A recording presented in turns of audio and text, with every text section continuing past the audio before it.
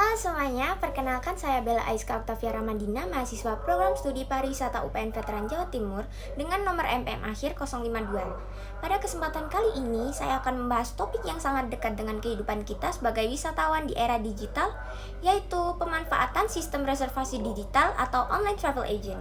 Topik ini menarik karena kini hampir semua aktivitas perjalanan mulai dari memesan tiket, hotel, hingga aktivitas wisata dapat dilakukan hanya melalui smartphone. Sistem OTA telah mengubah cara orang merencanakan perjalanan menjadi lebih praktis, cepat, dan efisien. Dalam industri pariwisata modern, teknologi informasi berperan sebagai fondasi utama yang mendorong inovasi dan efisiensi layanan. Salah satu penerapan nyata dari teknologi ini adalah melalui online travel agent, yaitu platform digital yang memungkinkan wisatawan melakukan pemesanan perjalanan secara daring tanpa perlu mengunjungi agen fisik. Menurut Bu Halis 2003 dalam konsep e-tourism, pemanfaatan teknologi informasi dalam pariwisata membantu pelaku industri dalam memperluas pasar, meningkatkan komunikasi dengan wisatawan, dan menciptakan pengalaman perjalanan yang lebih personal. Sistem OTA juga mencakup beberapa unsur teknologi informasi seperti basis data, sistem pembayaran elektronik, user interface yang ramah pengguna, hingga algoritma rekomendasi yang membantu wisatawan memilih produk terbaik sesuai preferensi mereka. Dengan begitu, OTA tidak hanya berfungsi sebagai alat transaksi, tapi juga menjadi media promosi, sarana komunikasi, dan membangun reputasi destinasi wisata. Sebagai contoh, mari kita lihat salah satu OTA terbesar di Asia Tenggara, yaitu Traveloka. Traveloka berhasil menjadi platform serba bisa yang menghubungkan jutaan pengguna dengan berbagai penyedia jasa perjalanan seperti maskapai, hotel, hingga tempat wisata.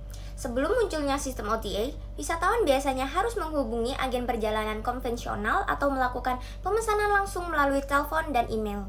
Proses ini tentu memakan waktu, biaya, dan kurang fleksibel. Kini dengan adanya OTA, wisatawan hanya perlu membuka aplikasi di ponsel untuk membandingkan harga, membaca ulasan, dan melakukan pembayaran dalam hitungan menit.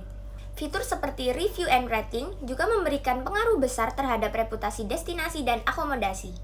Wisatawan cenderung memilih tempat yang memiliki ulasan positif dan skor tinggi, sehingga pelaku usaha terdorong untuk terus meningkatkan kualitas layanan mereka.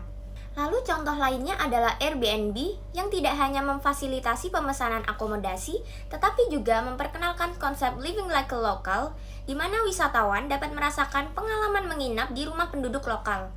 Hal ini menunjukkan bahwa OTA juga berkontribusi terhadap ekonomi kreatif dan pemberdayaan masyarakat lokal. Melihat perkembangan pesat sistem OTA di Indonesia, saya memiliki gagasan agar teknologi ini dapat diarahkan menuju pariwisata berkelanjutan. Misalnya, OTA dapat menambahkan fitur eco-friendly travel yang memberikan label khusus bagi akomodasi atau destinasi yang telah menerapkan prinsip ramah lingkungan. Selain itu, OTA juga dapat berkolaborasi dengan UMKM pariwisata lokal, sehingga produk-produk lokal seperti paket wisata desa, kuliner tradisional, atau kerajinan tangan bisa dipromosikan secara digital di platform mereka. Dengan begitu, sistem reservasi digital tidak hanya mempermudah wisatawan, tetapi juga membantu pemerataan ekonomi dan pelestarian budaya lokal. Nah, jadi dapat disimpulkan bahwa pemanfaatan sistem reservasi digital atau OTA telah membawa dampak besar bagi industri pariwisata, baik dari sisi efisiensi, transparansi, maupun inovasi layanan. Teknologi ini mempermudah wisatawan, meningkatkan daya saing pelaku usaha, dan membuka peluang baru dalam pengembangan destinasi.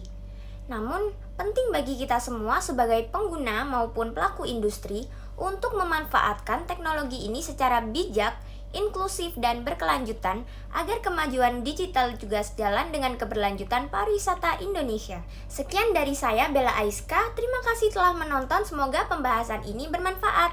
Bye-bye!